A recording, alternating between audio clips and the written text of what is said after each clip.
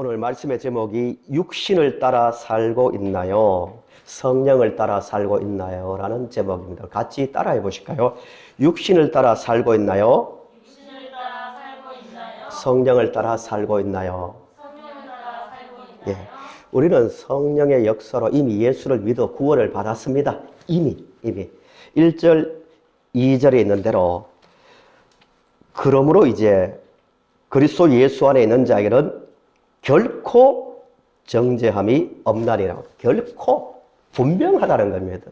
우리의 구원은 어느 누구도 흔들 수 없는 확실한 사건이라는 겁니다.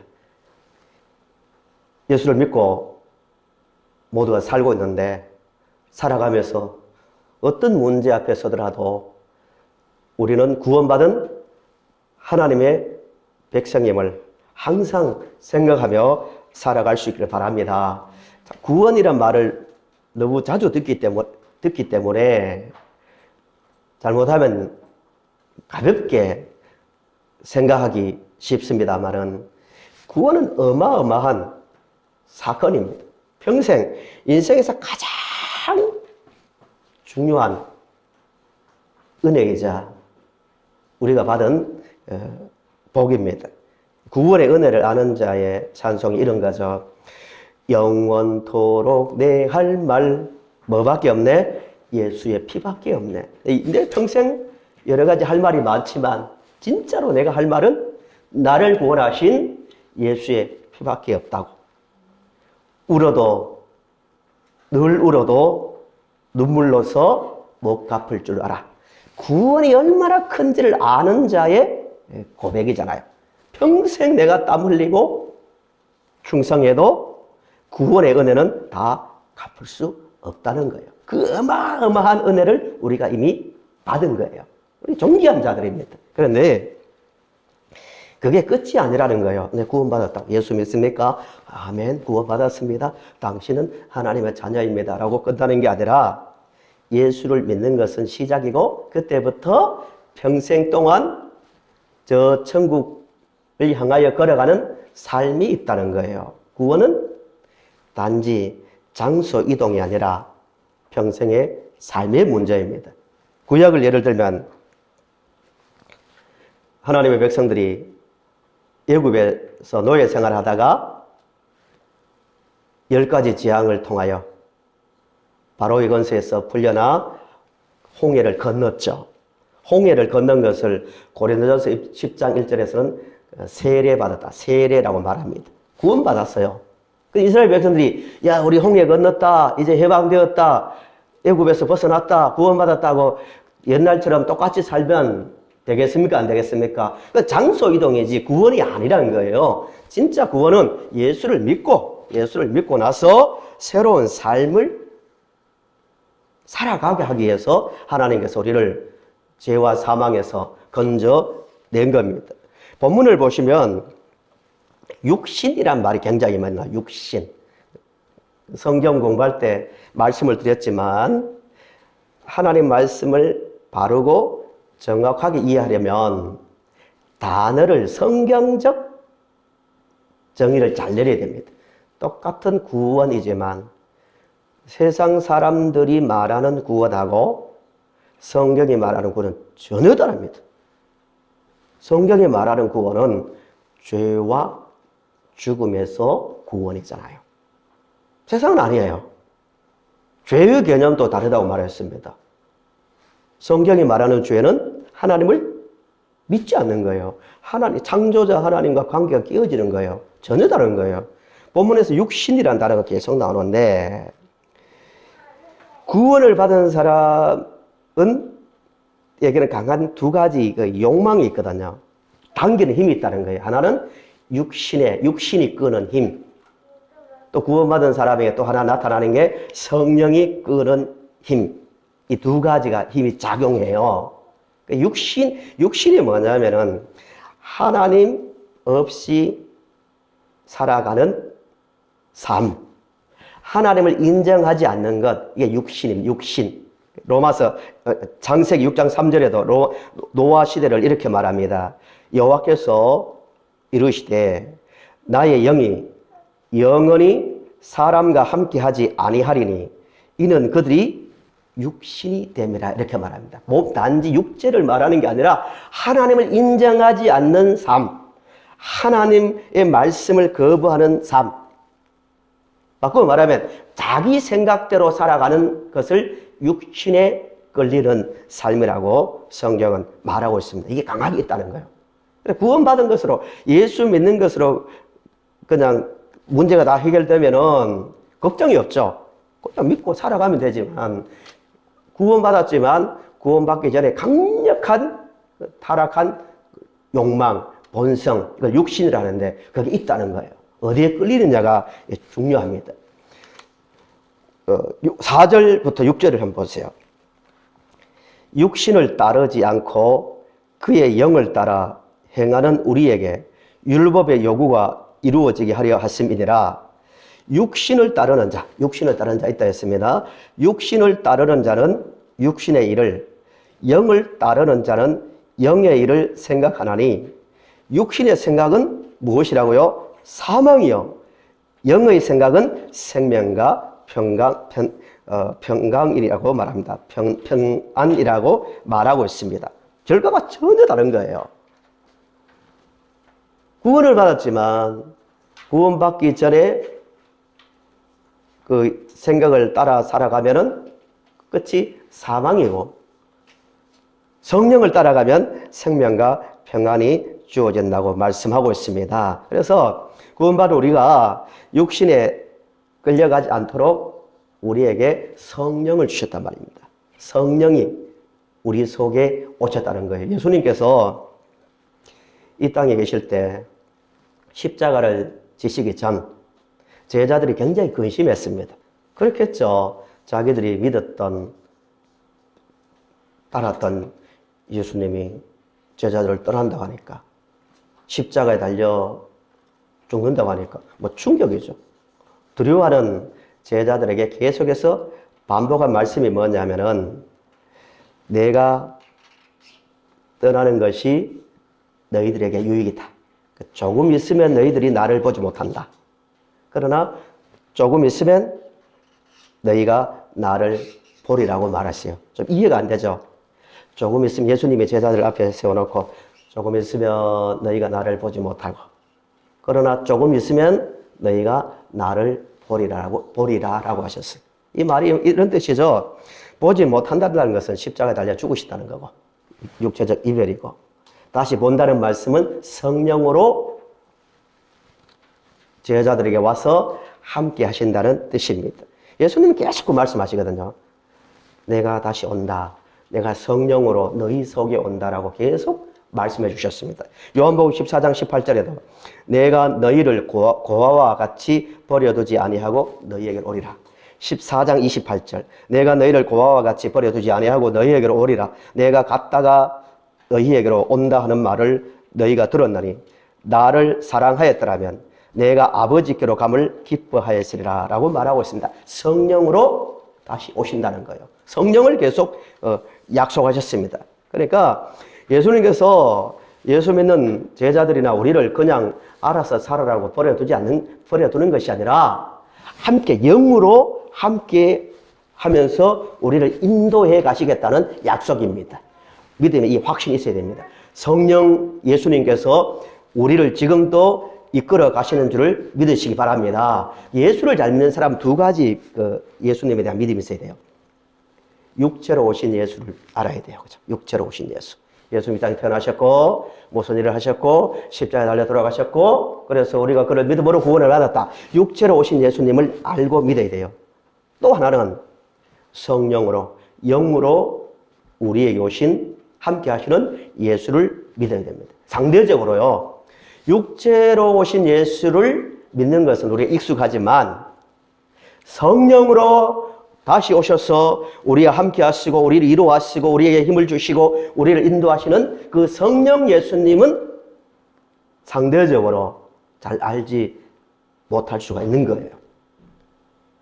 예수님은 지금 이 순간에도 영으로 우리와 함께 하십니다. 뭘 하려고요?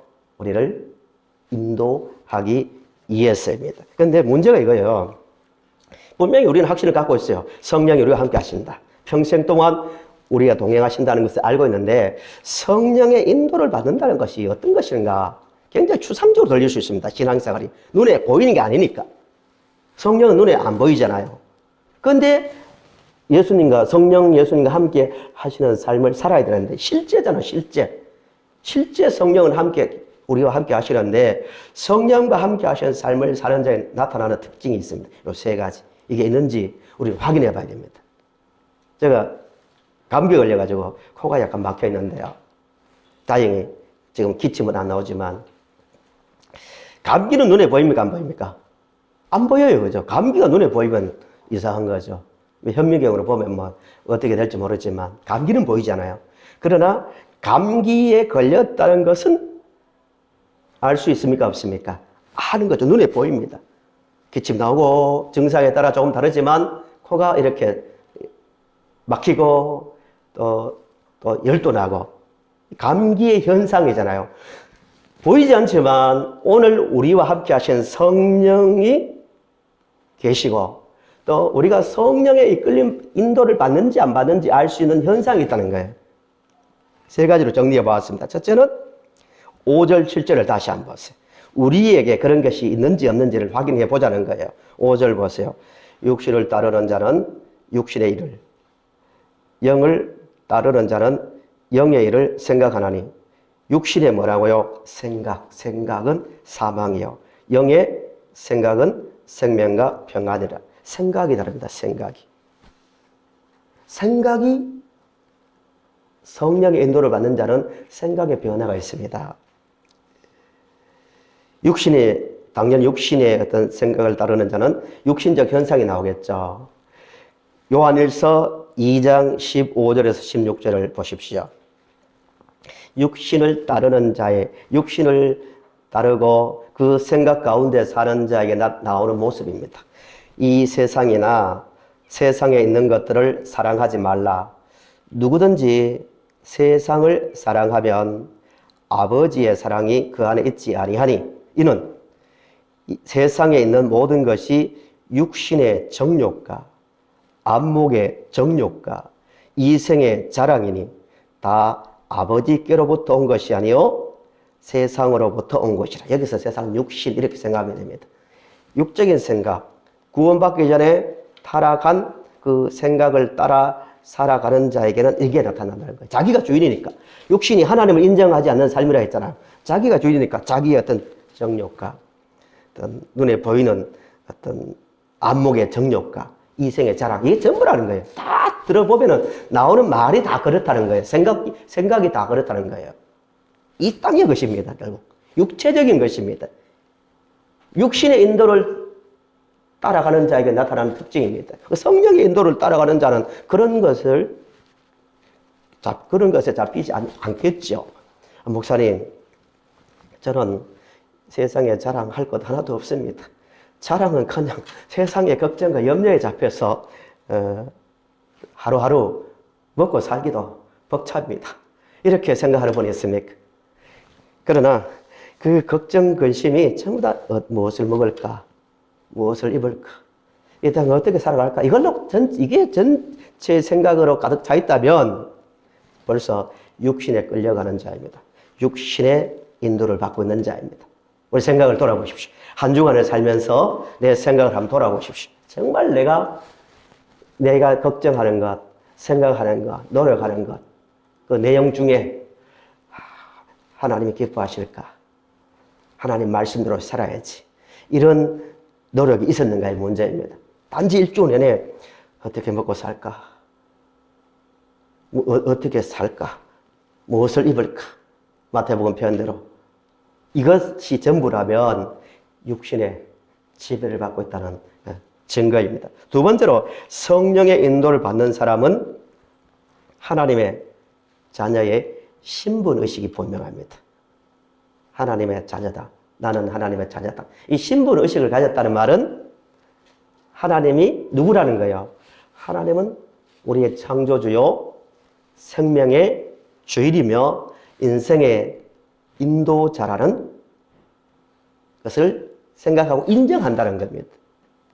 하나님의 자녀에 대한 확실한 신분의식이 있어야 됩니다. 16절, 17절을 보세요. 15절부터 읽어볼게요. 너희는 다시 무수하는 종의 영을 받지 아니하고 양자의 영을 받았으므로 우리가 아빠, 아버지라고 부르짖느니라. 하나님은 친근하게 부른다는 뜻이죠. 16절 성령의 친히 우리의 영과 더불어 우리가 하나님의 자녀인 것을 증언하시나니 자녀이면 또한 상속자 곧 하나님의 상속자요 그래서 함께한 상속자니 우리가 그와 함께 영광을 받기 위하여 고난도 함께 받아야 할 것이니라. 성령이 계속 우리를 누구의 자녀라고 알게 한다는 거예요? 하나님의 자녀임을 알게 한다는 거예요. 양자됨을 알게 한다는 거예요. 그러니까 성령 인도를 받는 사람은 항상 이런 의식, 나는 하나님의 자녀다, 하나님은 나의 인도자다, 하나님은 나의 통치자다라는 그런 분명한 생각을 가지고 산다는 겁니다. 그런 생각을 가진 자에게 나타나는 현상이 하나님 말씀이 삶의 기준이 되고 철저하게 하나님 말씀에 순종하는 삶을 삽니다. 노아를 예로 하나 들면 구약의 사람이지만 하나님께서 노아에게 홍수로 심판하겠다, 방주를 만들어라. 그 크기를 보면은 수십 년이 걸릴 큰 규모입니다. 지금처럼 뭐 도구가 있는 것도 아니고. 노아는 그 말씀에 순종합니다. 육신의 눈으로 보면 말도 안 되죠. 그렇지만 자기에게 말씀하시는 하나님이 천지를 만드신 창조자, 신약으로 말하면 우리 아버지로, 자기 아버지로 알고 있기 때문에 그분의 말씀에 순종하는 거예요. 노아가 방주를 만들 때 주변 사람들이 얼마나 조롱하지 않았겠어요? 아이고, 참 비현실적인 사람이다. 진짜 어리석다. 아니, 바다도 아니고, 아니, 육지 내륙에서 뭘 지금 만든다고 수십 년째 저러고 있냐고 막 이상하게 봤을 거예요. 그리고 세상을 즐기고 거기에 맞춰 살아가는 사람들이 노아를 보면서 야, 무슨 재미로 사냐? 봐라, 우리처럼 살아라. 아무 일도 없지 않냐고. 무슨 비가 오냐고. 거기 수십 년이 지났다고. 이렇게 말했는지도 모릅니다. 노아는 개의치 않았습니다. 왜? 하나님이 누구신지를 알았고 자기는 하나님의 피조물, 신약으로 말하면 하나님의 자녀임을 분명히 알았기 때문에, 확신이 있었기 때문에 비 한 방울 오지 않아도, 방주를 다 만들어 놓고 비 한 방울 오지 않아도 노아야 방주 안으로 들어가라. 곧 홍수로 세상을 이제 심판한다 할 때 가족과 함께 방주로 들어갔습니다. 하나님에 대한 확신, 자기 신분에 대한 그 확신이 있었기 때문입니다. 성령의 인도를 받는 자는요, 철저하게 하나님의 말씀에 순종하게 되어 있습니다. 자기 감정이나 주어진 환경에서 이렇게 좌우되는 게 아니라 하나님 말씀하셨다. 하나님이 나의 주인이다. 나는 그의 자녀다. 이 확신이 있으면요, 흔들리지 않습니다. 흔들리더라도 곧 자기 자리로 돌아옵니다. 요즘 인본주의란 말을 자주 하는데, 인본주의. 사실 아담과 하와가 하나님을 인정하지 않고 죄를 지은 이후에는 계속 인본주의가 계속 있었죠. 인본주의는 특별한 게 아닙니다. 자기 생각대로, 인간 생각대로 중심으로 사는 것을 인본주의랍니다. 근데 인본주의가 지금 강력한 힘을 발휘하고 있습니다. 왜냐하면 과학이 발전하면서 자신감이 생겼거든요. 보이지 않는 하나님보다 인간의 힘을 더 신뢰하는 그런 시대가 되었습니다. 이런 거대한 물결이 휩쓸고 있는데, 이때 우리는 철저한 나는 하나님의 자녀라는 신분의식을 가지고 철저하게 하나님의 말씀에 순종하며 그 성령의 인도를 따라 살아갈 수 있기를 바랍니다. 세 번째는요, 성령의 인도를 따라가는 자에게는 육신에 끌려가지 않기 위한 싸움이 있습니다. 이런 오해를 할 수 있습니다. 12절, 13절을 보세요. 12절, 13절. 그러므로 형제들아, 우리가 빚진 자로 돼 육신에게 뭐 해요? 져서 싸움의 이야기거든요. 육신에게 져서 육신대로 살 것이 아니니라. 너희가 육신대로 살면 반드시 죽을 것이로되 영으로서 몸의 행실을 죽이면 산다라고 말합니다. 죽인다. 그 다음에 졌어. 이 말은 뭐예요? 치열한 싸움이 있다는 거예요. 우리가 성령 인도를 따라간다. 이렇게 기도 한번 할 때만 마음이 뜨거워지고 기뻐지는 것, 그 정도의 차원이 아니라 철저하게 육신의 생각이 올라올 때 그것을 통제하고 끌어내는 이 싸움을 하는 과정이 성령의 인도를 받는 그 삶이라는 겁니다. 이런 오해를 하면 안 된다는 거예요. 성령 인도를 받는다니까 악한 생각이 다 사라지고 세상의 어떤 미혹이나 두려움이나 걱정이 싹 다 사라져버리는 그게, 그리고 또 시험도 없고 괴로움도 없는 그런 상태가 성령의 인도를 받는 상태가 아니라 두 가지 동시에 작용하지만 그 육신의 생각을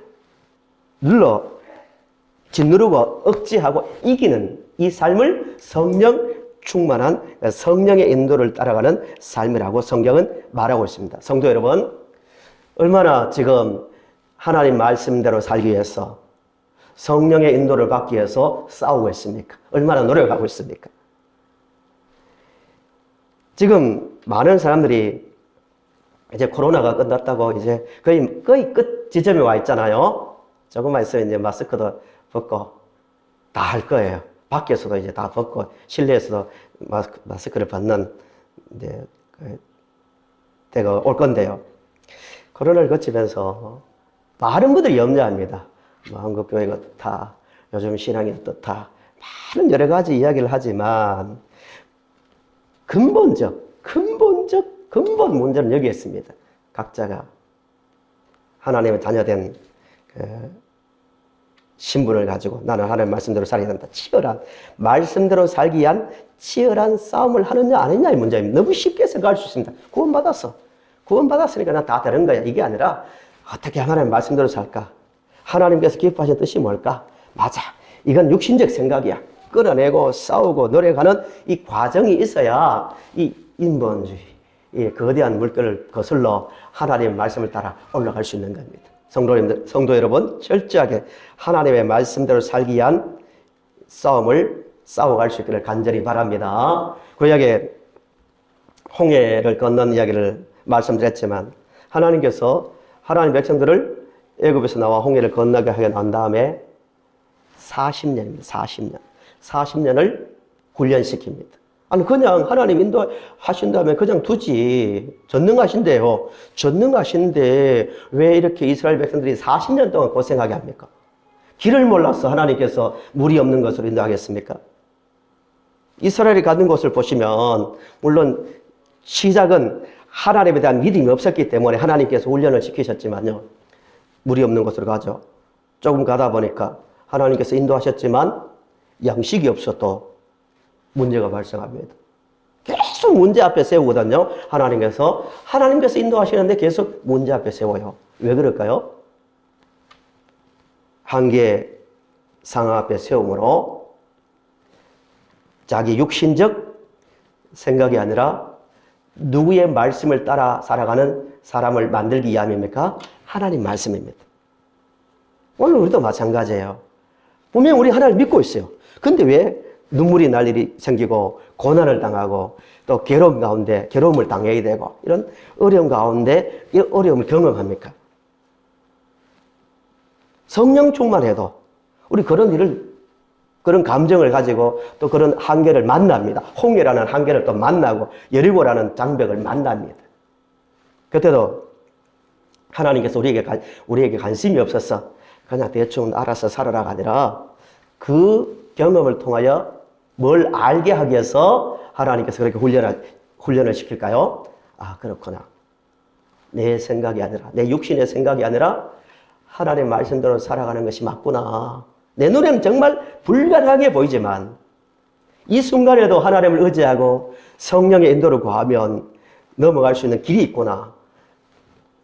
믿고 순종하니까 여리고성도 무너지네. 양식을 내려주시네. 이 경험을 통하여 이후에는 하나님께서 나타나지 않고 눈에 보이지 않고 귀에 들리지 않아도 무슨 말을 하냐고. 하나님께서 오늘 지금도 우리를 인도하신다고. 걱정하지 말라고. 이런 상태까지 올라가게 하기 위해서 하나님은 끊임없이 우리를 현실과 싸우게 하고 또 그 현실 가운데서 하나님 말씀을 선택하고 따라가도록 우리를 훈련시킨다는 사실입니다. 성도 여러분, 구약의 백성들처럼 하나님은 우리가 이 세상에서 괴로움, 또 눈물, 또 인간적 약함, 이 많은 것을 경험케 하실 거예요. 그 순간에도 하나님의 인도를 믿고 성령의 인도를 믿고 순종하며 나갈 수 있기를 간절히 바랍니다. 결론 말씀입니다. 17절을 읽고 말씀을 마치겠습니다. 17절 우리 같이 크게 읽겠습니다. 시작. 자녀이면 또한 상속자 곧 하나님의 상속자요 그리스도와 함께한 상속자니 우리가 그와 함께 영광을 받기 위하여 고난도 함께 받아야 할 것이니라. 아멘. 성령 인도의 이야기를 하는 가운데 끝부분에 고난에 대한 이야기를 나옵니다. 방금 말씀대로 그런 이야기입니다. 고난을 겪어봐야만, 고난이 있어야만 누구를 의지합니까? 성령 하나님을 의지하거든요. 내 힘으로 안 되는구나. 내 육신대로 사는 것이 이렇게 약한 아무것도 아니구나를 경험케 합니다. 그런 점에서 신앙생활 하는데 가장 신앙생활이 힘들 때가 언제냐면은 고난이 없을 때입니다. 고난이 있고 잘 배워보세요. 하나님 앞에서 눈물 흘리지 않습니다. 하나님, 성령님만이 나의 인도자라고 그렇게 간절하게 매달리지 않습니다. 대부분 일반적으로. 그래서 하나님께서 하나님의 사람으로 육신을 따라가는 사람이 아니라 성령을 따라 행하는 사람이 되게 하기 위해서 이 땅에서 고난을 남겨두신다는 겁니다. 고난 당하고 있습니까? 힘든 일이 있습니까? 그때 그렇구나. 내가 의지할 분은 하나님밖에 없다. 성령 하나님만을 붙들고 나가는 우리 모두가 될 수 있기를 간절히 바랍니다. 한 가지 확신. 우리 이 확신이 있어야 됩니다. 구원의 확신도 있어야 되지만 성령 하나님께서 나의 일평생을, 우리의 평생을 인도하신다. 함께 하신다는 그 믿음 가운데서 늘 순종하며 살아갈 수 있기를 바랍니다.